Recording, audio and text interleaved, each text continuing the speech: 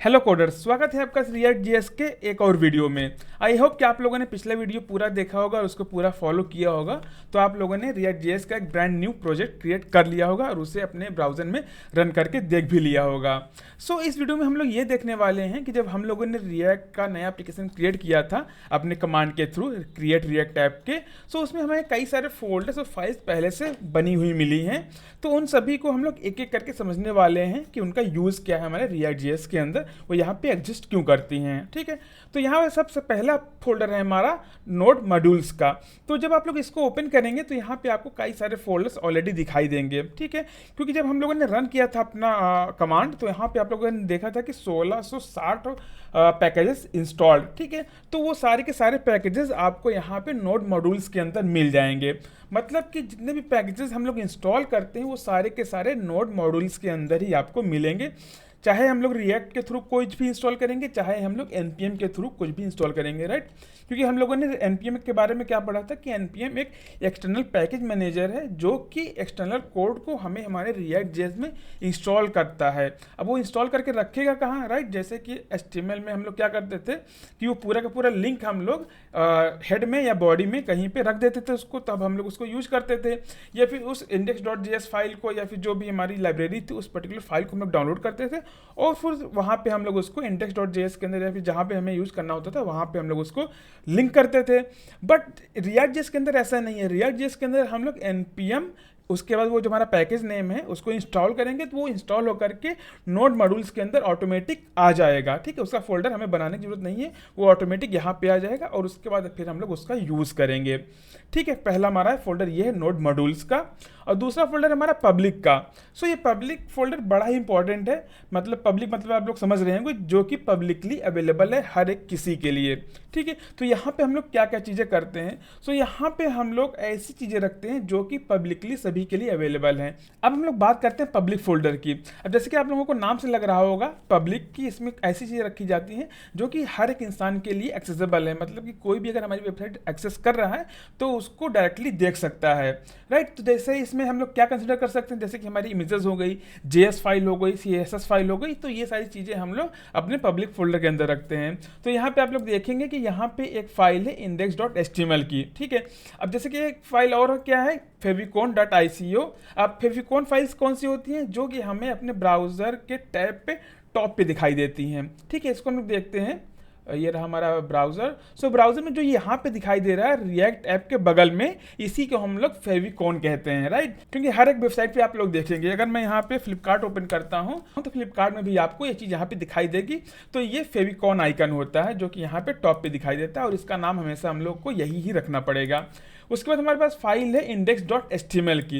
ये बहुत ही important file है पब्लिक फोल्डर के अंदर। ठीक है, और इसके अंदर सबसे ज़्यादा इंपॉर्टेंट हमारे पास कौन सा है, ये आईडी रूट वाली डिव। ठीक है, क्योंकि जब भी हमारा रिएक्ट जेएस अपने एप्लीकेशन को बिल्ड करेगा तो वो इसी आईडी के अंदर, इसी पर्टिकुलर डिव के अंदर पूरे के पूरे एप्लीकेशन को इंजेक्ट करेगा ताकि आपको दिखाई देने लगे। ठीक है, इस चीज़ को अभी हम लोग विजुअली देखेंगे कि इसके अंदर इंजेक्ट हो रहा है, तुम्हें दिखाई दे रहा है कि नहीं दिखाई दे रहा है, कि ये जो हम लोग बातें कर रहे हैं ये सही है कि नहीं है। ठीक है, तो ये सबसे इंपॉर्टेंट डिव है इस पर्टिकुलर फाइल के अंदर। इस पब्लिक फोल्डर के अंदर सबसे इंपॉर्टेंट फाइल है index.html और इस index.html के अंदर जो सबसे इंपॉर्टेंट हमारी डिव है वो है id root, क्योंकि इसी के अंदर हमारा रिएक्ट जेएस का एप्लीकेशन जब बिल्ड होगा इसी के अंदर इंजेक्ट होगा ताकि हम लोगों को वेबसाइट के रूप में दिखाई दे हमारे ब्राउजर के अंदर। ठीक है, इसी फाइल के अंदर आपको कई सारी चीज़ें और दिखाई देंगी, जैसे कि हमारा फेविकॉन आइकन जो यहाँ पे लगा हुआ है। उसके बाद यहाँ पे लिंक, मैनिफेस्ट, बहुत सारी चीज़ें और हैं जो कि हम लोग धीरे धीरे आगे जब हम लोग प्रोडक्शन लेवल का एप्लीकेशन बनाएंगे तो वहाँ पे सारी चीज़ें काम आती हैं, तो वहाँ पे हम लोग देखेंगे। ठीक है, और उसके बाद कुछ लोगोज और हैं। उसके बाद हमारे पास एक है manifest.json फाइल। इसमें हमारे वेबसाइट का मेटा डाटा की रिलेटेड चीज़ें रखी जाती हैं, जैसे कि किस टाइप की वेबसाइट पे किस टाइप का आइकन या इमेज दिखनी चाहिए। ठीक है, तो इस चीज़ को भी हम लोग अभी के लिए छोड़ देते हैं, ये अभी के लिए इंपॉर्टेंट नहीं है। ठीक है, अब एसआरसी फोल्डर के बारे में बात करने से पहले हम लोग कुछ और फाइल्स के बारे में बात करेंगे, तब हम लोग उसके बाद एसआरसी के अंदर जाएंगे, क्योंकि इसके अंदर काफ़ी सारी फाइल्स हैं जिसके बारे में एक एक करके बात करना बहुत ही इंपॉर्टेंट है। ठीक है। और सबसे नीचे आएंगे तो हमारे पास है readme.md फाइल। सो ये बहुत ही इंपॉर्टेंट फाइल है अगर आप लोग अपने प्रोजेक्ट से रिलेटेड इन्फॉर्मेशन किसी दूसरे के साथ शेयर करना चाहते हैं, राइट। क्योंकि जब आप लोग किसी एक पर्टिकुलर टीम में काम करते हैं, फिर किसी बड़े प्रोजेक्ट पे काम करते हैं, तो वहाँ पे ये फाइल बहुत ही ज़्यादा इंपॉर्टेंट हो जाती है कि अभी आप काम कर रहे हैं, लेट्स सपोज कोई और टीम मेंबर आया तो उसको इस पर्टिकुलर प्रोजेक्ट के बारे में कैसे इन्फॉर्मेशन दी जाए, या फिर इस प्रोजेक्ट को सेटअप करने के लिए क्या क्या चीज़ें इंपॉर्टेंट है, राइट। तो उन सभी टाइप की इन्फॉर्मेशन को हम लोग readme.md फाइल में रख देते हैं कि ये प्रोजेक्ट किस बारे में है, इसको इंस्टॉल करने के लिए हमें क्या क्या चीज़ें करनी पड़ेंगी, इसको हमें रन कैसे करना है, राइट। सो इस टाइप की इन्फॉर्मेशन हम लोग readme.md फाइल में रखते हैं। और उसके बाद एक बहुत इंपॉर्टेंट फाइल है यहाँ पे package.json, ठीक है। इसको समझना बहुत ही ज़्यादा इंपॉर्टेंट है कि ये क्या काम करता है। सो इसके अंदर मेनली हमारे एप्लीकेशन से रिलेटेड इन्फॉर्मेशन होती है कि हमारे प्रोजेक्ट का नाम क्या है, इसका वर्जन कौन सा है। सो इस टाइप की चीज़ों को हम लोग इस पर्टिकुलर फाइल के अंदर रखते हैं, जो कि ऑलरेडी क्रिएटेड होता है। मतलब कि जब भी हम लोग अपने React.js के एप्लीकेशन में क्रिएट करेंगे तो ये ऑलरेडी खुद से ही ऑटोमेटिक क्रिएट हो जाएगा और इसमें कुछ चीज़ें ऑटोमेटिक ही आ जाएंगी। जैसे कि यहाँ पे हमारे प्रोजेक्ट का नेम है, हमारे प्रोजेक्ट का वर्जन कौन सा है, उसके बाद डिपेंडेंसीज कौन कौन सी इसके अंदर इंस्टॉल्ड है। अब डिपेंडेंसीज क्या होती हैं? सो जो भी पैकेज हम लोग इंस्टॉल करते हैं वही हमारे प्रोजेक्ट के लिए डिपेंडेंसीज बन जाती है, राइट। कि हमारा प्रोजेक्ट इन पैकेजेस के ऊपर डिपेंडेंट है और इन पैकेजेस का हम लोग यूज़ कर रहे हैं।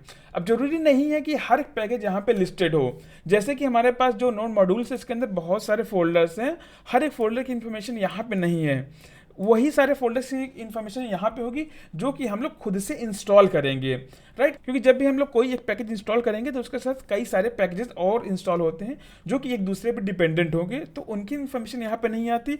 यहाँ पे उन्हीं की इन्फॉर्मेशन आएगी जो कि हम लोग खुद से इंस्टॉल करेंगे npm करके, ठीक है। तो उसकी इन्फॉर्मेशन हमारी डिपेंडेंसी के अंदर आती है, ठीक है। जैसे कि रिएक्ट है, रिएक्ट डॉम है, रिएक्ट स्क्रिप्ट है, वेब वाइटल्स है, तो इन सभी के ऊपर हमारा एप्लीकेशन डिपेंडेंट है। हमारे एप्लीकेशन को रन करने के लिए ये सारे पैकेजेस बहुत ही ज़्यादा इंपॉर्टेंट हैं। उसके बाद हमारे पास दूसरा ऑब्जेक्ट है स्क्रिप्ट्स का। अब जैसे कि जब हम लोगों ने अपने रिएक्ट के एप्लीकेशन को इंस्टॉल किया था तो वहाँ पे हमें कई सारे कमांड्स दिखे थे कि npm start, npm test, npm build, npm eject। सो उन टाइप के कमांड्स हमें यहाँ पे देखने में मिल जाएंगे कि उनको रन करने पे क्या होगा, उनको रन करने पे इंटरनली क्या होगा, राइट। अब जैसे कि यहाँ पे है, अगर हम लोग npm स्टार्ट करते हैं तो internally react script start command execute होता है। वो डायरेक्टली npm स्टार्ट नहीं होता, उसके साथ ये पर्टिकुलर कमांड मैप्ड है तो ये पर्टिकुलर कमांड यहाँ से रन होगा। जब हम लोग npm बिल्ड करेंगे तो ये कमांड इसके साथ मैप्ड है तो वो यहाँ पे रन होगा बिहाइंड द सीन, ठीक है। इसी तरीके से जो भी कमांड है वो यहाँ पे हम लोग यहाँ पे ऐड कर सकते हैं। अगर टेस्ट हमें अपने एप्लीकेशन के अंदर ऐड करना है तो टेस्ट से रिलेटेड हम लोग कमांड यहाँ पे ऐड कर सकते हैं। जब हम लोग npm टेस्ट रन करेंगे तो यहाँ पे जिस कमांड के साथ उसकी मैपिंग होगी वो ऑटोमेटिक यहाँ पे रन हो जाएगा। ये हो गया। और उसके बाद यहाँ पे है ESLint config extend, ठीक है, अभी ले छोड़ देते हैं इसको।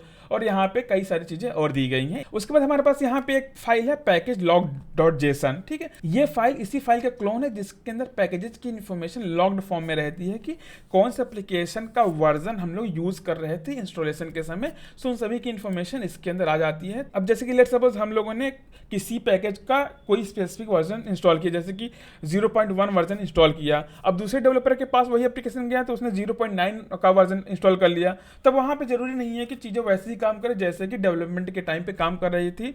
सो उन सभी चीज़ों को अवॉइड करने के लिए अगर मैंने 0.1 का वर्जन डाउनलोड किया है तो आपको भी वही वर्जन डाउनलोड करना है। उस टाइप की इंफॉर्मेशन हमारे पास पैकेज.log के अंदर पड़ी रहती है, ठीक है। उसके बाद हमारे पास बात आती है गिट इग्नोर की।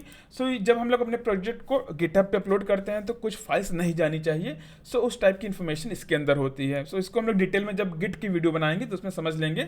बट यहाँ पे आप लोग ये समझ लीजिए कि गिटहब को आप लोग ऐसा समझ लीजिए कि जहाँ पे हम लोग अपने प्रोजेक्ट को अपलोड कर देते हैं और फिर वहाँ से कोई दूसरा जो डेवलपर है वो उसको वहाँ पे डाउनलोड करके इंस्टॉल कर सकता है, ठीक है। सो उसके टाइम पे हमें कौन कौन सी चीज़ें नहीं सेंड करनी है जब हम लोग अपलोड कर रहे हैं, उन सभी चीज़ों की इन्फॉर्मेशन यहाँ पे होती है। जैसे कि नोड मॉड्यूल से आपको यहाँ पे मिल जाएगा। अब नोड मॉड्यूल्स का वो अगर आप लोग इसका साइज देखेंगे तो लगभग 300, 400, 500 MB तक पहुंच जाता है। सो अब ये 500 MB का अगर हमारे पास ये पर्टिकुलर फोल्डर है तो अपलोड होने में बहुत ज़्यादा टाइम लगेगा और जरूरी नहीं है कि अपलोड ही हो जाए, बीच में आपका क्रैश भी हो सकता है। सो इसीलिए नोड मॉड्यूल्स को भी हम लोग यहाँ पे रख देते हैं और भी कई सारी फाइल्स को हम लोग यहाँ पे डाल देते हैं ताकि इस सभी चीज़ों को हम लोग को वहाँ पे अपलोड करने की जरूरत ना पड़े और हमारा स्पेस वहाँ पे खराब ना हो, ठीक है। ये हो गया। अब हम लोग बात करने वाले हैं most important folder of of this react project, ठीक है, वो क्या है, SRC है, क्योंकि हमारा 99.99% जो टाइम है वो इसी फोल्डर के अंदर काम करते हुए बीतेगा। तो इसको हम लोग एक एक करके समझ लेते हैं आसानी से, ठीक है। तो यहाँ पे सबसे पहला फाइल हमारे पास है app.css, मतलब कि CSS की फाइल है, तो इसके अंदर हम लोग मेनली CSS ही लिखेंगे और कुछ नहीं कर सकते हैं, ठीक है। CSS की फाइल है तो CSS ही लिखेंगे, ठीक है। उसके बाद हमारे पास है app.js, apptest.js, index.css, index.js, logo और report web vital, setup test, ठीक है। कुछ चीज़ें हम लोग पहले समझ लेते हैं, फिर ऐप एंड इंडेक्स को बाद में समझेंगे, ठीक है। उसके बाद सबसे नीचे अगर हम लोग आए तो यहाँ पे सेटअप टेस्ट है, ठीक है। अगर हमें अपने एप्लीकेशन के अंदर टेस्ट को सेटअप करना है, अब टेस्ट क्या है, अब टेस्ट कुछ ऐसी चीज़ें हैं कि सेटअप रूल्स हम लोग डिफाइन करते हैं कि हमारा एप्लीकेशन वो सारी चीज़ें फॉलो कर रहा है कि नहीं कर रहा है। अगर हम लोगों ने बटन बनाया हुआ है तो बटन के क्लिक पे क्लिक हो रहा है कि नहीं हो रहा है, उस क्लिक पे क्या एक्शन होना चाहिए, वो एक्शन परफॉर्म हो रहा है कि नहीं हो रहा है। सो उन सभी चीज़ों को हम लोग प्रोग्रामेटिकली चेक कर सकते हैं। अब टेस्ट क्यों जरूरी है, अब लेट सपोज एक प्रोजेक्ट पे 10 डेवलपर काम कर रहे हैं और किसी एक डेवलपर के काम करने से दूसरे डेवलपर का काम खराब ना हो जाए, इसीलिए हम लोग टेस्ट से लिखते हैं ताकि ये सारी चीजें मेंटेन बनी रहें, ठीक है। ये हो गया हमारा टेस्ट। उसके बाद रिपोर्ट वेब वाइटल, ठीक है, छोड़ देते हैं, इसको कोई जरूरत नहीं है अभी के लिए। लोगो एसवीजी, यहाँ पे हमारा लोगो डिफाइंड है। उसके बाद index.js है और यहाँ पे app.js है। app.test है, टेस्ट के बारे में हम लोगों ने बात कर ली है, ठीक है। अब app.js और index.js को हम लोग यहाँ पे डिटेल्स में समझते हैं। अब हम लोग बात करते हैं index.js फाइल की। जो हमारा React.js है उसका एंट्री पॉइंट यही index.js फाइल होती है, क्योंकि जब भी हम लोग अपने React.js के एप्लीकेशन को लोड करेंगे तो यहीं से सारी चीज़ें एक एक करके लोड होना स्टार्ट हो जाएंगी, ठीक है। तो इसके अंदर की चीज़ों को हम लोग देख लेते हैं कि इसके अंदर चीज़ें क्यों लिखी गई है, उनका यूज़ क्या है, ठीक है। तो सबसे पहली हमारी लाइन है, यहाँ पे React को इंपोर्ट किया गया है, राइट। React का एप्लीकेशन है तो React को ही इंपोर्ट किया जाएगा, तो यहाँ पे React को इंपोर्ट किया गया है। उसके बाद यहाँ पे React DOM को इंपोर्ट किया गया है, क्योंकि ये भी एक लाइब्रेरी है, ये भी एक पैकेज है जो हम लोगों ने पहले ही से इंस्टॉल कर रखा है जब हम लोगों ने React के एप्लीकेशन को इंस्टॉल किया हुआ था, ठीक है। और ये रही उसका पैकेज। उसके बाद यहाँ पे कुछ CSS फाइल को इंपोर्ट किया गया है। अब CSS आपको पता है क्या करता है, स्टाइलिंग प्रोवाइड करता है, ठीक है। इसको छोड़ करके अब हम उसके और नीचे आते हैं। यहाँ पे ये वाली लाइन सबसे इंटरेस्टिंग है। यहाँ पे क्या लिखा गया है, react dom.create root, उसके अंदर है document.get element by id root, ठीक है। अब देखते हैं ये यहाँ पे क्या हो रहा है। अब जैसे कि ये रूट आईडी को हम लोगों ने पहले से देखा हुआ है, कहाँ पे देखा हुआ है, index.html के अंदर, ठीक है। और ये कहाँ पे है, ये div id root। तो जैसे कि हम लोग जानते हैं कि अगर किसी HTML एलिमेंट के अंदर हमें कुछ चेंजेस करने हैं, कुछ ऐड करना है, कुछ रिमूव करना है, तो उसे हम लोग document.getElementById के द्वारा फेच करते हैं, फिर इसके ऊपर कुछ एक्शन परफॉर्म करते हैं, राइट। तो वही सेम चीज यहाँ पर भी हो रही है। जो यहाँ पे react dom.create root हो रहा है उसके अंदर ये लाइन लिखी हुई है, तो इस लाइन के द्वारा हम लोग इस पर्टिकुलर एलिमेंट को सबसे पहले फेच कर रहे हैं, ठीक है। ये लाइन यहाँ पे फेच हो गई। उसके बाद रिएक्ट डॉम के लिए हम लोग एक रूट एलिमेंट क्रिएट कर रहे हैं, क्योंकि हर एक चीज़ के लिए एक रूट एलिमेंट होता है और उसके अंदर हर एक चीज़ होती है। जैसे कि ये जो हमारा HTML है, ये वाली लाइन, इसके अंदर क्या है, ये HTML रूट एलिमेंट है, ठीक है। सो उसी तरीके से ये जो React.js है इसके लिए रूट एलिमेंट कौन सा होगा हमारा, ये जो रूट आईडी है, मीन्स ये जो div है यही React.js एप्लीकेशन के लिए रूट एलिमेंट होगा और इसी के अंदर React.js का सारा काम होगा। जो भी इसका आउटपुट होगा वो इसी div के अंदर दिखाई देगा हमें, और ये अभी देखेंगे कि कैसे दिखाई दे रहा है, ठीक है। सो इस तरीके से जो React DOM है ये रूट एलिमेंट क्रिएट कर रहा है React.js के लिए, किस पे, ये जो हमारी div है HTML फाइल के अंदर।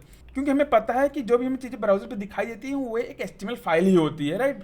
जो CSS फाइल है उसका आउटपुट हमें HTML फाइल पे दिखाई देता है, और जो हमारी जावास्क्रिप्ट फाइल है उसका भी आउटपुट हमें HTML फाइल पे ही दिखाई देता है। और उसके बाद क्या हो रहा है, ये जो रूट एलिमेंट क्रिएट हुआ है इस React DOM के द्वारा, उसी को हम लोगों ने एक वेरिएबल पे स्टोर कर लिया है। और उसके बाद क्या हो रहा है, root.render, मतलब कि React.js के अंदर जितनी सारी चीज़ें हम लोगों ने लिखी हुई हैं उनको रेंडर करेगा कहाँ पे, इस पर्टिकुलर रूट एलिमेंट पे, ठीक है। इसको हम लोग अभी जस्ट देखने वाले हैं, ठीक है। तो इसका आउटपुट हम लोग देखते हैं ये कैसे काम कर रहा है, ठीक है। तो यहाँ पे हमारा एप्लीकेशन रन कर रहा है जिसके अंदर हम लोगों ने app.js जो है ये वाली फाइल, इसके अंदर की चीज़ों को यहाँ पे डिस्प्ले किया हुआ है, ठीक है। अगर हम लोग app.js के अंदर जाएं तो इसके अंदर सिंपली हमारा कुछ जावास्क्रिप्ट लिखी हुई है, एक फंक्शन है, उसके अंदर कुछ HTML चीज़ें लिखी हुई हैं, ठीक है। उसके अलावा उससे ज़्यादा कुछ भी नहीं लिखा हुआ है। तो यहाँ पे अगर हम लोग अपने ब्राउजर पे आएँ और राइट क्लिक करें अपने पेज पे, और यहाँ पे एक आपको ऑप्शन दिखाई देगा इंस्पेक्ट पे, जब इस पे जाएंगे और यहाँ पे आपको एलिमेंट दिखाई देगा, राइट, तो यहाँ पे आप लोग इसके अंदर देखेंगे कि आपको यहाँ पे div id root दिखाई दे रही है, ठीक है। ये कौन सी आईडी है, जो ये index.html फाइल के अंदर है, ये आईडी रूट है,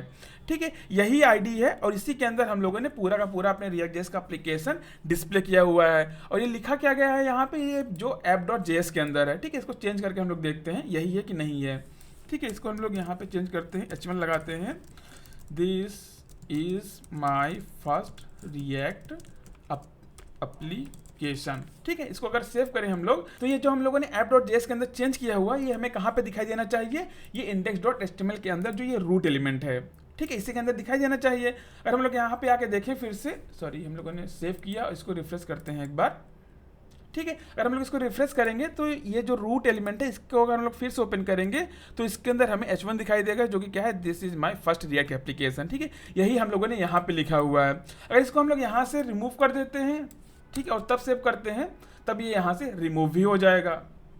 ठीक है, तो हम लोग ये कह सकते हैं कि जितनी भी सारी चीज़ें हम लोग React.js के अंदर करेंगे वो हमें कहाँ पे दिखाई देंगी, इस रूट आईडी के अंदर, और ये रेंडर होके हमें ब्राउजर में दिखाई दे जाएगा। तो यहाँ पे हमारे पास दो बहुत ही इंपॉर्टेंट फाइल्स हैं, पहला क्या है index.js और दूसरा है app.js। ठीक है, ये जो app.js है इसके अंदर हम लोग जो कोड लिखेंगे उसका कॉन्फ़िगरेशन हम लोग पूरा का पूरा app.js के अंदर रखेंगे, जिसको हम लोग यहाँ से एक्सपोर्ट करके अपने जो index.js है इसके अंदर इंपोर्ट कर देंगे। ठीक है, और इसको यहाँ पे यूज़ कर लेंगे। सो इन दोनों में डिफरेंस क्या है, डिफरेंस ये है कि index.js के अंदर जो हमारा React.js है उससे रिलेटेड कॉन्फ़िगरेशंस हैं, और जो हमारा app.js है जो हम लोग एप्लीकेशन खुद से बिल्ड करेंगे और जो खुद से हम लोग कॉन्फ़िगरेशंस बनाएंगे उसका सारी की इन्फॉर्मेशन मीन्स उससे रिलेटेड सारी की सारी चीज़ें हम लोग यहाँ पे लिखने वाले हैं। ठीक है, तो ये डिफरेंस है index.js और app.js के अंदर। आई होप कि आपको अब React.js का बेसिक फोल्डर स्ट्रक्चर समझ में आ गया होगा। सो जैसे जैसे हम लोग आगे बढ़ते जाएंगे वैसे हम लोग कुछ नए नए फोल्डर्स क्रिएट करेंगे, हर एक फोल्डर में किस टाइप की चीज़ें रखनी चाहिए वो भी हम लोग देखेंगे, तो वो हम लोग आगे देखने वाले हैं। सो नेक्स्ट वीडियो में हम लोग ये देखने वाले हैं कि JSX क्या होता है, राइट, क्योंकि ये हमारी जो JS फाइल है इसी के अंदर हम लोगों ने अपनी जावास्क्रिप्ट भी लिख रखी है और यहीं पे हम लोगों ने अपना HTML भी लिख रखा है। ठीक है, तो नेक्स्ट वीडियो में हम लोग इसी के ऊपर बात करने वाले हैं। आई होप आपको ये वीडियो अच्छा लगा हो, अगर वीडियो अच्छा लगा हो तो वीडियो को लाइक कीजिए, चैनल को सब्सक्राइब कीजिए और अपने दोस्तों के साथ जरूर शेयर कीजिए। मिलते हैं आपसे अब नेक्स्ट वीडियो में, तब तक के लिए keep watching and keep learning. Thank you.